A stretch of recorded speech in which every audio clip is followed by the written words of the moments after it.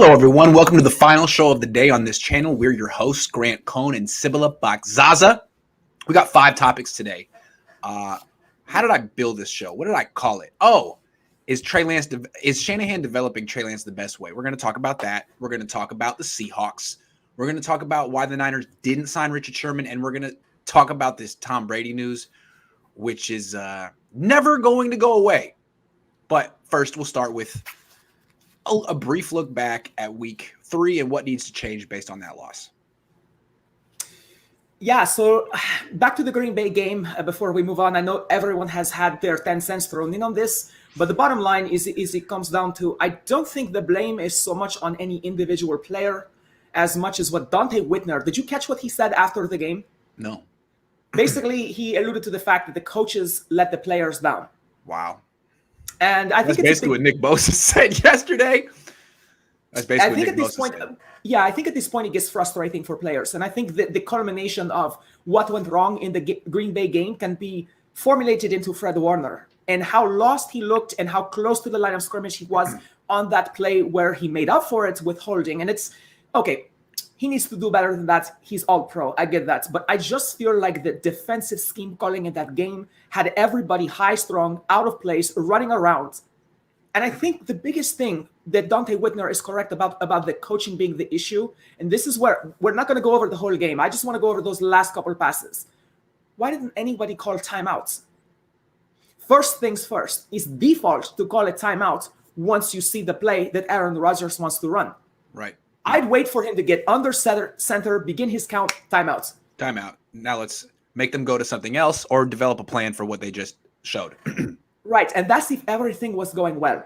But everything was not going well. People were running around. It looked to me like Jimmy Ward was trying to communicate where he was supposed to be, or maybe he was communicating to someone else. I'm not entirely sure, but he did look a little bit lost. And of course, that pass split the zone perfectly. And it just didn't seem like anyone was accountable for Davante Adams on that play. Bad time to not be accountable. But again, I think from the sideline, someone needs to call timeouts. It's the last play of the game. Everyone knew that. There was no reason to just rush it and be like, let's see how it goes. Yeah. Yeah. And we had all timeouts at that point, correct? Yeah. Yeah. It's a good point. What I think is interesting about this 3-game stretch right here, we all looked at it as the critical 3-game stretch before the bye week. They're 0-1 so far. They're good enough to win the next 2 games. They're talented enough, certainly, to beat the Seahawks and then the Cardinals. My question is, are they well coached enough right now? And you always think of Kyle Shanahan as just like having his offense on lock. Right now, the offense and the defense have major problems. And if you look at it as through the lens of 2 rookie coordinators, maybe that explains it. Who knows how much Kyle Shanahan's doing, how much he's delegating, how much Mike McDaniel is at fault. Who knows? But 2 coaches that are very green. Is this team well coached enough to win the next 2 games? I don't know. I think it's very possible that the DeMeco Ryans, I'm not saying that he is inept or that he is incapable of growth, but so far through these 3 games, to me, it seems like he just kind of puts the defense on cruise control. He's kind of relying, I think, on the players to make plays. And I'm not saying isn't that what you expect from a rookie coordinator? What's he supposed to do? Yeah, it's what I expect. But here's the thing. I had a little bit, I won't say high expectations. I had better expectations of only one field of his play, which has not been good. And that's his adaptability. Right. I just feel like Robert Saleh, there were some times where the opening drive against his defense, sometimes people seem to have the 49ers figured out. Even Nick Bosa wouldn't quite look like he was on the field yet mentally. And then Saleh would just sit there and be like, okay, got it. Okay, that's what they're doing. This is what they're doing. Listen to his players and adapt. Yep. DeMeco Ryans, to me, the problem with him being a rookie coordinator is it's difficult perhaps for him to mature and adapt. And that's what we're seeing here, is that he just leaves it on cruise control. And he cares. But I think on the sideline in that last play, he was just like, please, someone make a play. Yeah. There just wasn't enough pressure. No. He didn't give Aaron Rodgers different looks. And I'll be honest with you, Aaron Rodgers in that 4th quarter, I don't think he played that well. Until that drive, it seemed to me like he was falling apart. And it just seems like once he started falling apart, DeMeco Ryans was like, fine, just let him fall apart. I won't assist him. I won't pressure him. I'll let him drop back, sit in the pocket, and pick me apart. And that's exactly what happens. Yeah, and this Thursday, I've never really seen a player call out a coach the way that Nick Bosa really did. Can you give us the quote? Oh, I don't have the quote in Or front of just me, paraphrase or but something. essentially he was saying like, yeah, I mean, we need to call chip beaters. There are things we can do schematically to beat the chips. We have them installed. Chris Kasarik has drawn them up. We just have to get them called. No idea why they didn't get called. I know they're going to get called in the future. I mean, he used the passive voice. He didn't say D'Amico didn't call him, but who calls the plays? D'Amico. Ryans. Well, the vicissitudes of play calling in that game were completely on D'Amico Ryans. He was falling apart. Absolutely. Yeah. I'm not a huge fan of public accountability. I know it's media. We absolutely love to hear it. But at the same time, I don't know if I'm a huge fan of Nick Bosa doing that. I think these are things we started this show by basically saying what he was saying. We understand that D'Amico Ryans did not adapt. It's not a good thing when a 24-year-old non-captain goes out in the press conference and says that. I mean, say whatever you want in the meeting, but that's public. It looks like you're undermining your coach. I think what you're seeing is frustration because they were spoiled with Robert Saleh. I don't know what avenues of communication that D'Amico Ryans establishes. I don't know if he's as approachable or if he has a more democratic approach or how his style of coaching. I have yet to kind of get a feel for him. For right now, it seems like he's very passive to me. But I don't know what he's like as a former defensive player. I don't know what he's like behind closed doors. But if Nick Bosa feels empowered or frustrated enough to say that, then it seems to me like there's a little bit of defensive tension with D'Amico Ryans. But you know what? The Green Bay Packers, we have to give them a little bit of credit. They got the ball out quickly. It eliminated Nick Bosa from that game. Nick Bosa was going against a third-string left tackle, and he just didn't look like he could do anything against him. Yeah, where were you, Nick? However, to give this left tackle credit, he was their highest-rated offensive lineman in the preseason. So he was their best backup, but he's still a backup. And Nick Bosa is supposed to be a future All-Pro. That's right. So this is not what you draft this player for. So you know what, Nick? I understand your frustration, but it's on you too. Big time on you because you are the secret weapon against Rodgers, and you were not there. I got something real quick, a suggestion. This was not an issue for Vic Fangio when he had Aldon Smith. Chips. It was not an issue. And I think what Vic Fangio did, if I remember correctly, was he was more creative with the ways he would use Aldon Smith as a rusher. It wouldn't all be around the edge. He could line up sometimes Aldon Smith as a stand-up rusher in the interior. On third down, you could have him almost like lining up blitzing as an inside linebacker. It seems to me that if you can just get the offense guessing as to where Bosa is and get him moving around, stand him up, let him find the best area to rush if there's an obvious chip waiting for him on the edge. There are so many different things you can do. I don't know.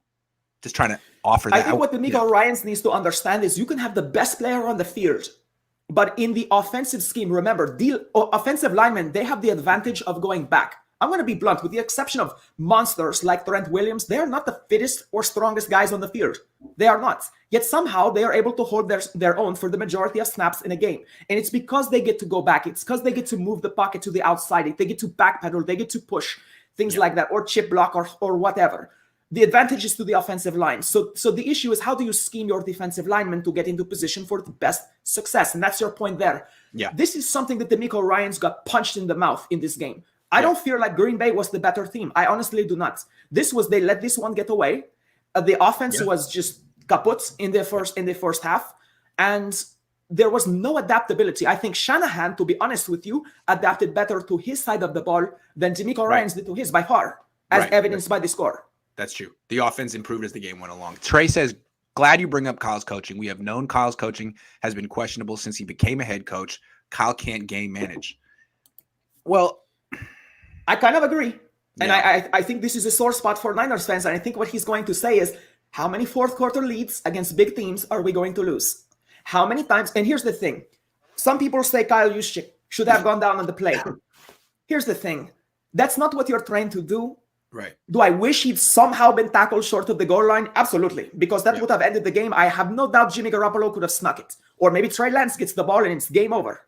Yeah. But regardless, I do wish he had gone down, but that's not his responsibility. And I don't recall ever being taught as a defensive back, hey, can you bat that pass down, not pick it off? Yeah. You're taught high motor, finish, go for the kill. Like the Super Bowl, like other games, even like perhaps even the Lions game, just taking your foot off the gas on the run. I know their run is not there with Raheem Mostert and some of the other guys that have gone down, but if they had run the ball one time, they would have won the game. Yep. True. Why do you go to the red zone with 3 timeouts in the fourth quarter? I mean, honestly, I would take a knee, do something.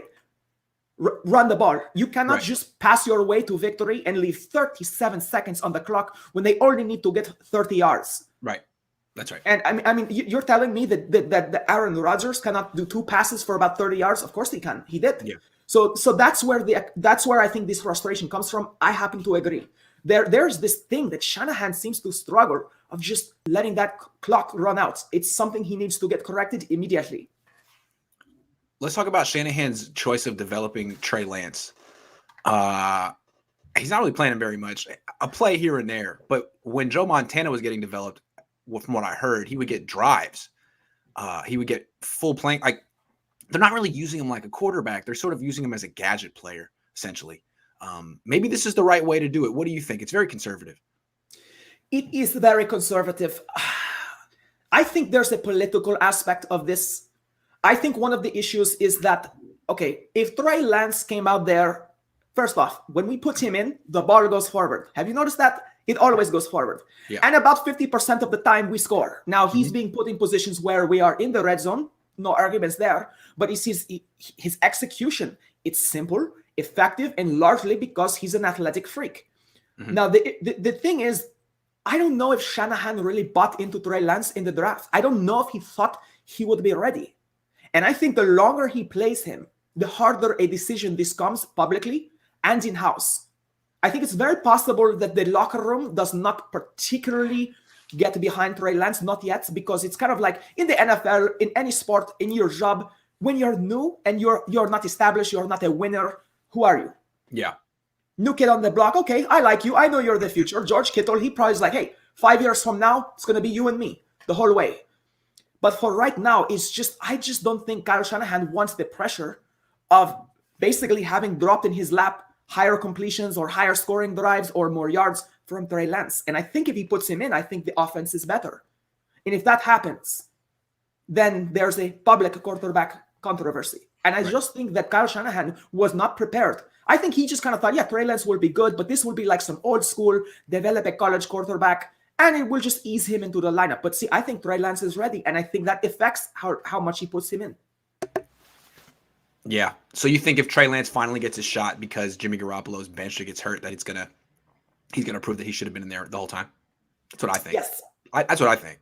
I think the Niners right now are attempting to win games with their second most talented quarterback on the roster. And it's hard to do that. I mean, their offense right now is really struggling in all ways. There's not a lot they can do on offense. Hard to win with your second. I mean, he's not a backup quarterback. He's just not their most gifted quarterback. Here's the thing. In the first 2 games, I needed to see Jimmy Garoppolo and just see what happened to the offense. There were some horrible drops in the Philadelphia game. There were some weird miscues in the Lions game that can be accredited to the fact that it was the first game. But when Trey Lance took it into the end zone, I was like, that's it. This experiment is over. And it's just like the juice that he gives to the offense, I think cannot be denied.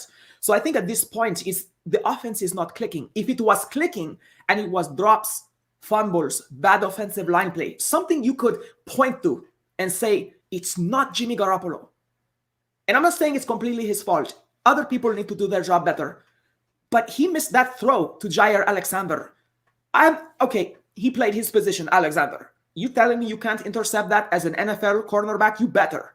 And I just think that, once again, Jimmy Garoppolo, this is what happens when he throws downfield. I think he could be better downfield, but I think his confidence is shot when it comes to his downfield throws. Well, here's my thing, though. Like, they're saying that they don't need to use Trey Lance right now. I mean, they had really 2 very slow starts to the last 2 games, didn't bring him in. And they were asked by me, Matt Barrows, repeatedly, Kyle, why are you not bringing in Lance? And what he finally says is, well, because it's not a quarterback controversy. I heard that. That has nothing to do with the question. It doesn't, but it kind of reveals where his head is coming from. I think what he's thinking is, if Jimmy has a couple bad drives and I bring in Trey Lance, then now all of a sudden it's a quarterback controversy and the fans are going to decide who the starting quarterback is, and it's out of my hands. I want to be in control. And as soon as you bring in Lance when Jimmy's struggling, he feels like he loses control. That's what I think he's thinking. See, I don't understand. I agree. I think you're right, but I don't understand that thinking. First off, this is Kyle's ship. Nothing you say or I, well, we hope that we influence, but the bottom line is nothing you say and I say should do any more than provide constructive feedback. Nothing the fans say or his players say should dictate how he runs his ship. But it already did. Of course, the fan base already vetoed Mac Jones. So I think what he's trying to do is not have the fan base dictate when Trey Lance plays. And that's the other thing too, is if Trey Lance comes in, it completely kind of erases his judgment of Mac Jones. Right. They have an issue evaluating quarterbacks in this front office. I'm not a huge fan of the way they handle them. Also, you got to remember that Kyle's trying to be right here. He wanted Mac Jones because Jones is ready to start. He gets Trey Lance and says, fine, but Trey Lance isn't ready. If Lance comes in right now and shows that he's ready, then privately in the organization, there's like 40 people who know that Kyle Shanahan was dead wrong. And Kyle knows it too. And he'll have to work in that organization the rest, of his career, walking down the hallways with people looking at him being like, good call on that Mac Jones. Good call. Maybe you should be a little more humble. I don't think anyone's going to say that if they all have one of these. And if in a winning, like Shannon Sharp says, winning in NFL solves every cultural issue that you have in-house. If you are winning, everyone gets along. So here's the thing. If he puts him in, Kyle, you have to realize if you put him in, you will still look good because it's still your decision. That's the way he has to look at this. He can be like, you know what? I was right.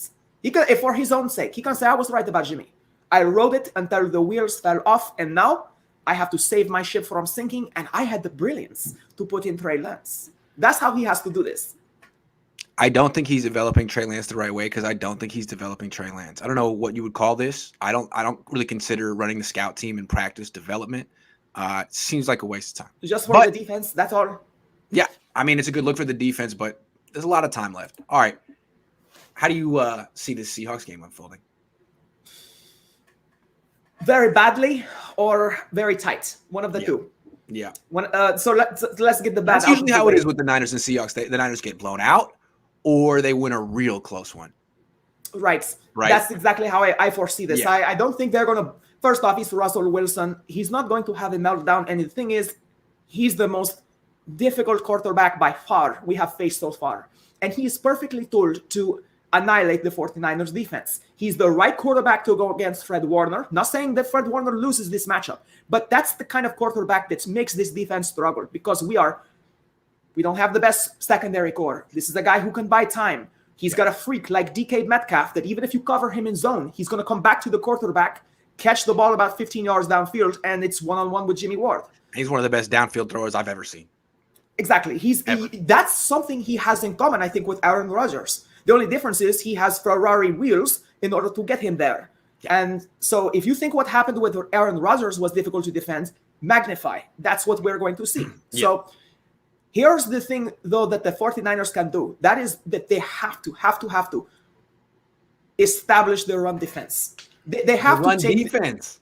They have to take this away. I know normally we say they have to establish their run, but right now I'm saying we have to establish their run defense. I like that. That's a nice twist. And let me ask you real quick. How do you do that? This 4-person front against the mobility of we're going to go back to what you said about the Eagles. So you can say I told you so. Enough of that four-man front, right? Right. And it's just like Jalen Hurts. I think he has a bright future ahead of him. Yeah.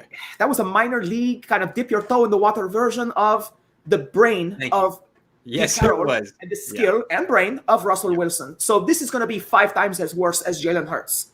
Yeah. Yes. That's not an exaggeration. No insult to Jalen, but this guy is at least 5. King. Yeah, exactly. Jalen Hurts is remedial. This is a Hall of Fame quarterback at the height of his powers. No comparison. Exactly. Plus, he has better weapons, a better run game, a better scheme. This is basically the Rams scheme here. So now you've added that run game and that play action passing game, which he never had, to go along with their passing game before. It's quite a task for D'Amico and the 49ers. I don't know. The irony of this game is they're going to have to make this game about DK Metcalf and Russell Wilson. We have to make the Seahawks beat us with those 2 guys. If those 2 guys have a connection and our zone cannot cover them, we're going to lose. It's as simple as that. But we have to take away the tight ends, and they don't have the best I'm not really impressed with their run game or Well, their hold on. You said you got to establish the run defense. Let's come back to that. How do you do Yes. that? Are you saying 8-man box and go single high and invite the deep ball? Because I would think they would Here's take the thing. Again, if DK Metcalf beats us, I am not sore about that. He's just DK Metcalf and Wilson. So yes, not every time. Not every time. They have to dial up what works. I also don't want to give Russell Wilson a lot of time.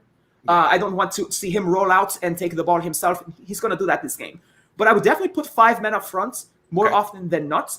Okay. And as far as the linebackers go, I would have them playing, would you say about 7 yards off the ball? Okay. That's where I want to stack them. Not on top of the box, but that's pretty close for the most part. Unless it's an obvious pass play. But in short yardage situations, we have got to be able to get off the field on 3rd and 2. Yeah. That is the Achilles heel of this 49ers defense, is 3rd and short. It is for most defenses. I'm not saying anything new here, but Aaron Rodgers, we were like 1 third down stop away from winning that game. So that's the thing. If Russell Wilson and the DK Metcalf connection want to kill us, so be it. But we certainly cannot allow them to get multidimensional on this defense. Because now, real quick, I want to say Tyler Lockett is questionable with a hip injury. He didn't practice Thursday, but did practice Friday. DK Metcalf limited in the Thursday session with a foot injury, but is set to play after. He's going to play. He will play. Yeah. So, I mean, these guys aren't necessarily 100%. Neither is Kittle. If those guys can't take over the game, then the Niners do. This bodes well. But as you said, they have to establish the run defense. The Seahawks are averaging 5 yards a carry on the ground. They have a run-first mentality with Pete Carroll. Their new Ram scheme is a run-first scheme. If the Niners play too deep and invite the Seahawks to run, they will. And I guess, Chris Carson isn't as scary as Russell Wilson, but he's solid. Absolutely. He's good. He's pretty good. So it's going to be, establish the run defense somehow. 5-man front. I like that. I like that very much. Did you notice go ahead. Sorry. No, last thing I was going to say is in addition to the run defense, I think advantage Fred Warner and Aziz Al-Shair, because when it comes to locking down the tight ends, I just feel like the Niners, if they play the 5-man front, they have a really good chance of, the Seahawks will score. That's going to happen. It's probably going to be DK Metcalf. But I think there's a really good chance we take away the middle and the short field from them. Trey says, did you notice when Trey came into the game, the crowd cheered loudly? It's already a problem, so the change needs to be made when the offense struggles. If they bring Trey Lance into this game, like let's say, I tweeted about it as well. I was like, experiment over, bring in Trey Lance. You even said in one of your shows, I think with Jesse, you guys had some good commentary where you were saying something like, if they bring him in and he plays well, Jimmy Garoppolo is going to get rained on, basically. And it's just pretty much. Yeah, see, these are other things that I think Kyle Shanahan is trying to avoid. Absolutely. Of course. Because I think he feels, look, we traded up to number 3 early, and that pretty much took the decision out of my hands. It allowed the fans to get involved. They swayed the ownership. If we had just waited until the end to trade up and I'd just taken Mac Jones, there'd been so much shock. People wouldn't have had a month to dread it. Maybe he feels, I just don't want the decision taken out of my hands. Coaches are, control freaks. All right. Richard Sherman. This is interesting. He could have been on the 49ers starting this week because Norman's most likely not going to start, and neither is Verrett. And the starters are going to be like Emmanuel Mosley and Dre Kirkpatrick, probably, or Dante Johnson or Diamador Lennar. Could have been Sherman. Instead, he's going to be starting most likely for the Bucs. Not Dante Johnson. Yeah. So, I mean, I'm not the biggest Richard Sherman fan, but he's better than Dre Kirkpatrick. So, as we know, I love Richard Sherman. So it's kind of strange that the Niners didn't sign him. It almost seems like he just chose to go to the Bucs, or the Niners weren't interested and should have been. So do you want to hear Matt Mayoko's 3 questions for Kyle Shanahan on this topic from Wednesday? Because let's break them down. Okay, these were rapid fire, one after the other. Matt Mayoko says, recently both you and General Manager John Lynch have said that you weren't going to close the door on Richard Sherman. Obviously, he signed today with the Buccaneers, but what made the 3 guys that you signed the past 3 weeks at that position, what made them better fits at this stage for where you guys are? That's Buster Screen, Dre Kirkpatrick, and Josh Norman. Second question. So did you guys, when Richard declared to go visit Tampa, were you guys in touch with him about possibly bringing him back? And he said, yeah. And then the final question is, just to clarify, you have Emmanuel Mosley and Josh Norman, who I'm assuming are your starters. Did you not envision Richard as a starter if he were to come in right now? So he needs a couple weeks to get ready at least. and there's contract things that go into it also. Is he not starting this week? He's going to be active. We'll see. Did you know your question was aired on NBC, right?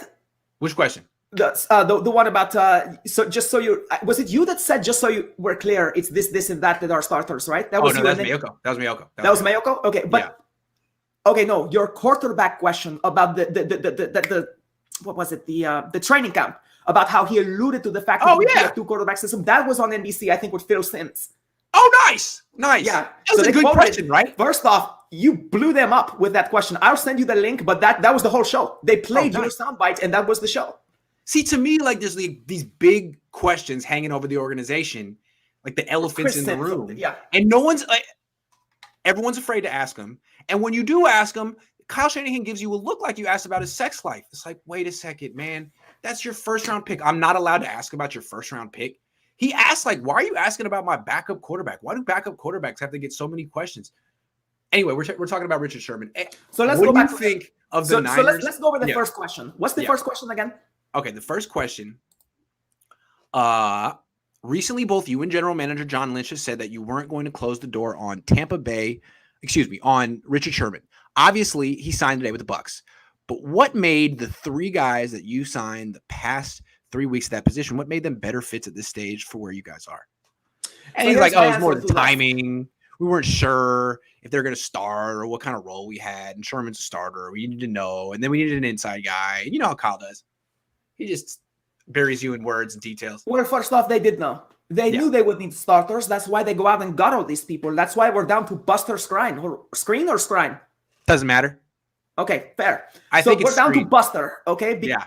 The bottom line is that, he would have ended up as a starter. I think they knew that. Josh Norman, I think we got lucky with. I don't think we evaluated his talent level well. I think he had a minor resurgence for a short period of time. I really feel for him that he got his lungs bruised. Oh my goodness, that's terrible. Terrible, yeah. It's just a freak thing. Talk about a shot to your ribs, And it just blows my mind. So I feel for him. But the bottom line is, I'm not sure I'm a huge Norman, Skrine, and Kirkpatrick fan that I would not trade those. You're not a Buster Skrine fan? I didn't know who Buster Skrine. People say I know a little bit about football. People say I know a little Buster bit. Skrine fan. I did not know who he was, and I almost hung up my hat. I clearly am not an expert of any kind because I don't know who Buster is. I had to look him up. Some Bears, some other stuff. They got to play him this week to justify this, right? They got to play him. That's the point. He'll be in the slot. The name Buster alone basically emasculates their position here. Oh, so basically, it's 1, 2, 3 cornerbacks later. Did they think about Richard Sherman? I'm not sure. I think Richard Sherman is such a class act that he basically did not throw the 49ers under the bus. I know everyone has problems with Richard Sherman, but the way he worded it was, we just didn't go we didn't go in that direction. He didn't burn the bridge. Tom Brady. He made it more about Tom Brady. And that's what I like. That's the mark of a leader. When someone comes to you and say, why didn't it work? Your response would be like, well, it worked, and this is why. So he just immediately kind of shifted it towards, no. It did work. Tom Brady gave me a call. And he kind of made it a positive thing. You see what I'm saying? And so but I think that's telling. I think you can read right between Sherman's lines as they didn't make me an offer, or they didn't make me a good offer, or they didn't call. I don't know which one it is. Which do you think it is? I don't know. My question to you, why is he not on this team right now? Is it because of what happened a few months ago? Probably. I would think that. Tom Brady is really good at hard cases, or what people consider hard cases. Yes. I want to say for the record, the brain, like the body and like your car, it is a machine that needs work. And there's nothing wrong with it breaking down once in a while. We all cry, we all suffer, we've all been sad. So what happened to Richard Sherman does not bother me. As long as he gets help, as long as there's public accountability, which he has had, and no one really got hurt. That's all that matters to me. But Tom Brady, he would have taken it a step further, like Antonio Brown, for instance. And Antonio Brown, he's a good boy now. He's behaving himself because Tom Brady's at the helm. And the other thing that's really cool to Richard Sherman is mentally, I will say this, the pressure to be a leader is gone. Yeah. I think he will be the defensive backs leader. He might even be the defensive captain after a few weeks. But Tom Brady, it's his ship, it's his show. Richard Sherman has to come and do one thing, play. That's all. Plug and play. That's attractive, but I think it was more attractive to him to come back to San Francisco. So we had to push him out. That's the thing. I think You're saying Richard Sherman said, "Hey guys, it's not you, it's me." It's not to the you. public, but I still think he would rather have been here. Tobin wants to know if we're watching a slow motion car wreck. I certainly felt that way in the first half on Sunday. I mean, Kittle has a calf injury that he's been nursing since week Kaywan 1. Williams has a calf injury. How many calf injuries? He needs to get himself a pair of high heels and learn how to walk, because Kaywan Williams gets calf injuries too much. Would that fix it? Walking in high heels? Clearly, he has weak calves. Calves. So that's a good point. Ladies? That's just a lot of it's like calf raises all night. Absolutely, yeah. That's a good point. It could be kind of a joke I'm making. I mean, I think really, the way the there are Niners better are ways looking to here work is like calves, but they gave away a game they should have won. They should be 3-0. Let's see. I mean, they haven't gotten blown out yet. They haven't gotten outclassed. Let me say this. That loss is going to determine playoff positioning and seeding later. These are the games you have to win, because you will lose to the Rams at least once. The same thing to the Seahawks, and the same thing to the Cardinals. You have to say, if we get out of the division at 500, that's a win. Yeah, agreed. Basically, no harm, no foul. Agreed. But to lose these games, which you have in the bag, with a great matchup with your defensive line against an immobile quarterback, it's not going to get easier. It's going to get harder. These are the games that you might come up in the season later, one game short of the first seed, second seed, or even making the playoffs altogether, and you'll say, damn, that game in where Green Bay came to town, that was the deciding factor. Every game matters. Seconds. I don't like this philosophy where we're like, well, it's a long season. No, it's not. It's a short season. It's not baseball. Yeah. Yeah, you're right. Trey Niner says, Grant, for the record, you didn't want Sherman. Yeah, in March. I'll take him over Drake or You Patrick. Wanted him now. It was obvious. Yeah. The train is on fire. We need help. I definitely would have signed Sherman over Kirkpatrick and Screen. That's just the football analyst and you being objective. Easy Tino says, what if tonight? What if Kyle said yes to Brady and he bought Gronk and AB to pair with Kittle, Debo, and Ayuk? That's a team I'd like to see. We're talking about that right now. I like that comment. One thing we were going to bring up today, good for you for getting the drop, is a lot of nobody I have seen is really talking about what came with Tom Brady. Can you imagine Gronkowski teaching Kittle and them on the field at the same time? I promise you this, I could play quarterback and be 100% in the red zone with those two as my targets. Just kind of throw the ball and you would score. Simple as that. That's the thing. It to me, it's not just Tom Brady. It's the culture. It's the people who come with him. It's the people he might have attracted. It's the contract. First off, can you imagine the contract we would be paying him? This guy's basically goodwill. This guy's willing to take pay cuts. This guy's about Super Bowls. And basically, Tom Brady is the kind of guy where every year he wants to go out and say, you said this will be my last year. I'm going to prove you wrong. I will play with a busted knee, MCL, and I'll win the Super Bowl. The chip on his shoulder, it's economic. The way he plays, he's just giving you playoff appearances at a bargain rate, all things considered. And the fact that Gronkowski came with him, this would have been amazing to have in San Francisco. Well, the reason we're talking about this, you guys probably know, but this came out again. It won't leave the Niners alone. This is never. This is like almost 2 years ago. The Niners didn't want Brady, but the new details are that the coaching staff didn't want him. That they watched film and decided he wasn't that much better than Jimmy anymore. Isn't the quote only marginally better? Only marginally better than Jimmy at this point in their careers. What a misevaluation. And Kyle Shanahan went on the radio this morning and was asked, "Is that true?" And he said, "Of course." He said, "No, no, it's accurate. It's inaccurate." But I didn't go down today. I had some personal stuff I'm working through here, some family stuff. I didn't go down today, and no one asked about this. And it was, I don't think you can really ask about it ever again. This was the day. So he got lit off the hook. I think it's a really big topic. Why do you think Tom Brady? Okay, let's just say, Kyle says it wasn't true. I believe it. I mean, this is Seth. Of course he's going to say it's not true. I believe it. Why do you think the coaches didn't want Tom Brady? Do you think they just honestly just threw on the tape and they were like, it is Tom Brady, but the tape says he's not. Well, do you think they just honestly misevaluated it, or there was something else here? First off, who looks at his tape with that offensive line and those wide receivers? How do you not understand the context? Gronkowski, and then says he had a bad season. Right. I think he had a great season because he had All tension. things considered, yeah. He had to jettison Garoppolo in the recent past. I mean, just the in-house tension between him and Belichick was obvious. It was getting toxic. How can you evaluate that as anything short of, damn, that guy gave it his all. He held that four together, even if it wasn't a great show. He still was competitive with He took that team to the playoffs. That's not a playoff team. With who at wide receiver? Yeah. So that's number one. Secondly, the tape. The tape does not lie. It showed them with that cast, without Kyle Shanahan calling him plays, without Trent Williams on his blind side, without Raheem Mostert in the backfield, and George Kittle and Deebo Samuel, and eventually Brandon Ayuk. Can you imagine Tom Brady with those weapons? I like our offensive weapons better than the ones he has, with the exception of Gronkowski. I really do. I like the gadget players that we have. Kyle Juszczyk, people like that. Can you imagine Kyle Juszczyk protecting Tom Brady and being his check down? First off, Tom Brady is the next coming of Joe Montana. Now, it's actually, you can't say that. Joe Montana was the prototype that Tom Brady perfected. That's what I feel he was. He's the greatest. So just imagine the kind of Joe Montana style offense that Tom Brady could have just executed with all of the trick plays and things like that Shanahan has.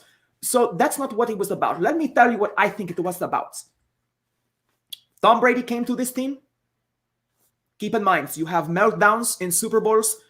That's what's on Kyle Shanahan's resume. Yeah. Whether he's calling plays, coaching the team, and calling plays, he's got two of the worst Super Bowl defeats in history. He's got the biggest numerical comeback, and with the amount of time remaining, gave up the largest lead with that time remaining, I believe, in 152 games in NFL history, something like that.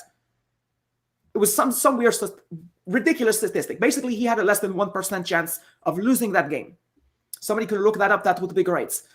But if Tom Brady came in and won, then everyone would have said, Shanahan was missing Brady. Yeah. And suddenly a Super Bowl victory, egotistically, morally, emotionally, on paper, people will be like, Brady won a Super Bowl again. If Garoppolo wins the Super Bowl this year, people will be like, Shanahan finally got his Super Bowl. Yeah. That will be the headline. Shanahan gets monkey off back. Yeah. Kind of like Steve Young. That is true, yeah. And that's what I think. And he's got a big personality.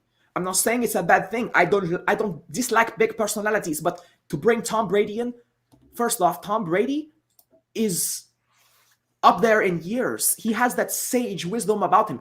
Shanahan would not be the big dog anymore. And that's why I think he did not want Tom Brady. I think Lynch would have loved it. Right. But I think Shanahan would not, because his legacy would be in Tom Brady's hands. That's why we don't have him. I totally agree with that. Jeremy says, oh, God, could you imagine Tom Brady teaching Trey Lance the Niners play such small ball? Well, actually, the nice thing about having Brady is they wouldn't have to trade 3 first-round picks for a quarterback. They'd have all their first-round picks the next few years, and they could spend it on things to help him. Just saying. So here's the thing. The funny thing is we could have had Brady and Lance, but we would not have, because Brady would have had a say. Here's another thing. Brady would have gone to Shanahan and be like, no, you're not spending 3 first-rounders on my eventual successor. No. I'll bring you 3 Super Bowls. If you let me play for 5 more years, I'll bring you 3 Super Bowls. Right. You better give me the offensive line, and you better give me like Ross Dwelly is the other tight end, but he would have brought Gronkowski anyway. But the point is, that's the thing, is that we would have had a just impregnable offensive line. Brady would have demanded this. And so all of a sudden, Brady would have been calling the shots. You know Kyle Shanahan will not allow for that. Tobin says no Brady for Niners because of Kyle's ego. Arians equals no ego. Arians has an ego. Here's the way I see it. I think it's wisdom of age. Arians is almost 70. He wanted another ring. I think he did he ever get a ring? I don't think he got a ring in Pitt. He might have gotten a ring in Pittsburgh. I don't know.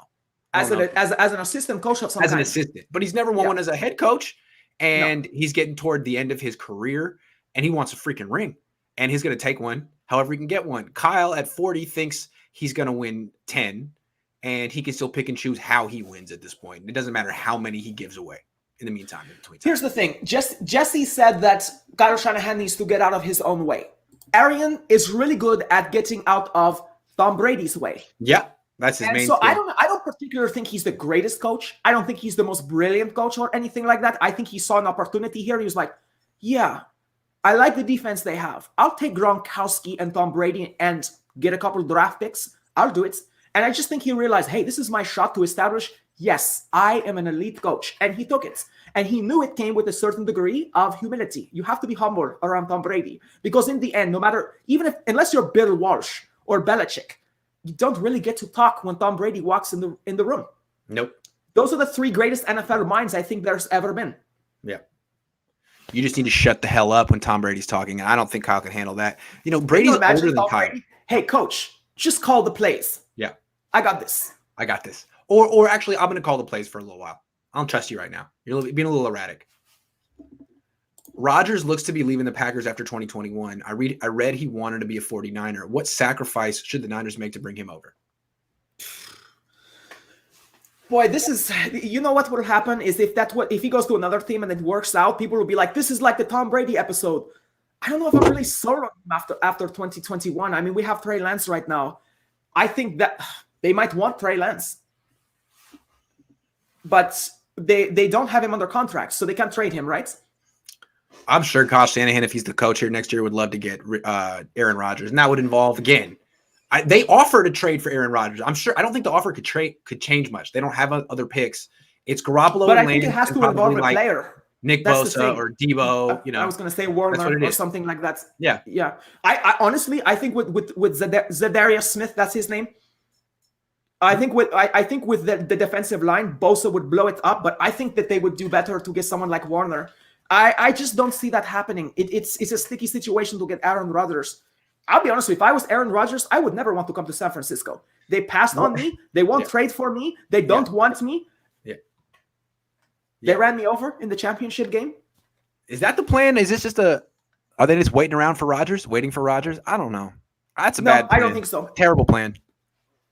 Well, the thing is, I think Aaron Rodgers has a bigger prima donna complex than Tom Brady. Absolutely. Tom Brady is the least constructive. I think that Aaron Rodgers can be distracting.